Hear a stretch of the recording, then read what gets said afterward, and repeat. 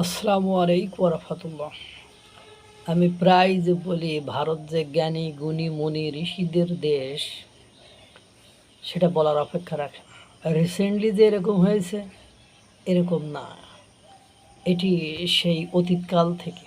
এখানে ধ্যানীরা বসবাস করে, গুণীরা বসবাস করে, শিক্ষিতরা বসবাস করে।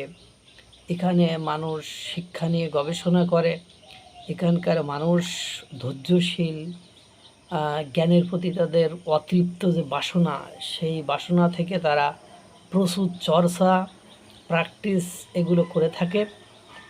তারই একটা প্রমাণ পাকিস্তানের এক ব্যক্তির মাধ্যমে আপনাদেরকে দিয়ে দেব, যে সত্যিকার অর্থেই ভারত জ্ঞান চর্চায় খুব অনেক বেশি এগিয়ে, এবং বিশ্বে তার নজিরও তারা বিভিন্নভাবে দেখাচ্ছে। এমন কোনো গবেষণা প্রতিষ্ঠান নেই বিশ্বে বড় বড় মানের যে গবেষণা প্রতিষ্ঠান, সেই গবেষণা প্রতিষ্ঠানে ওতপ্রোতভাবে, প্রত্যক্ষ অথবা পরোক্ষভাবে ভারতের কেউ না কেউ সেখানে কর্মরত রয়েছে। বিশ্বের বড় বড় যে মহাকাশ গবেষণা কেন্দ্র বা বড় বড় যে গবেষণা কেন্দ্র, সেখানেও ভারতের কেউ না কেউ রয়েছে। যাই হোক, যেটা বলতে চাচ্ছিলাম, ডক্টর আব্দুস সালাম একমাত্র পাকিস্তানে যিনি পদার্থবিদ্যায় নোবেল পুরস্কার পেয়েছেন।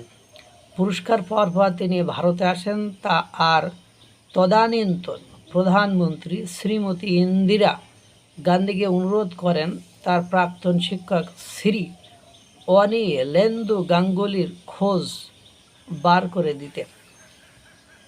শ্রী অনিলেন্দু গাঙ্গুলি অবিভক্ত ভারতের লাহোরে সনাতন হিন্দু ধর্ম কলেজে অঙ্কের অধ্যাপক ছিলেন।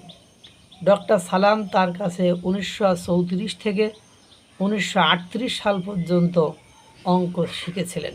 স্বাধীনতার পরে শ্রী গাঙ্গুলি লাহোর ছেড়ে কলকাতায় চলে আসেন এবং যোগাযোগ বিচ্ছিন্ন হয়ে যায়। শেষ পর্যন্ত ডক্টর সালাম ভারত সরকারের সাহায্যে শ্রী গাঙ্গুলির ঠিকানা পান। তিনি 1981 সালের 19শে জানুয়ারি কলকাতা আসেন আর শ্রী গাঙ্গুলির বাড়িতে তিনি যান। শ্রী গাঙ্গুলির বাড়িতে যান। তখন শ্রী গাঙ্গুলি বার্ধক্যজনিত অসুস্থতার কারণে শয্যাশয়ী, বিছানা ছেড়ে ওঠার ক্ষমতাও নেই। ডক্টর সালাম তার শয্যার পাশে দাঁড়িয়ে পকেট থেকে নোবেল পদকটি বার করে তার শীর্ণ হাতে দেন আর বলেন, এই পদকের উপর অধিকার আমার চেয়ে আপনার বেশি।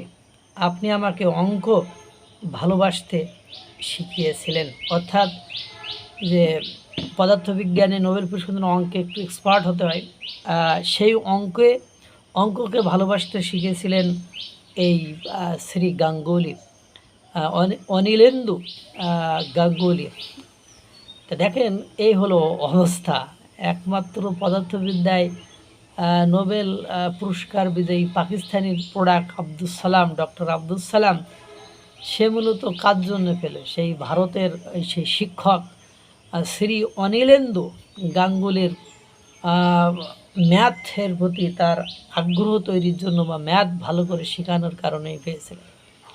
এই জন্য প্রায়ই বলি যে ভারত আসলেই দিনকে দিন যে খেলা দেখাচ্ছে, তাতে করে তাদের মেধার যে আকর্ষণ, সেটি কোনো অংশেই কম নয়। আল্লাহ তাআলা সকলকে ভালো রাখুক, সুস্থ রাখুক। আসসালামু আলাইকুম ওয়া রাহমাতুল্লাহ।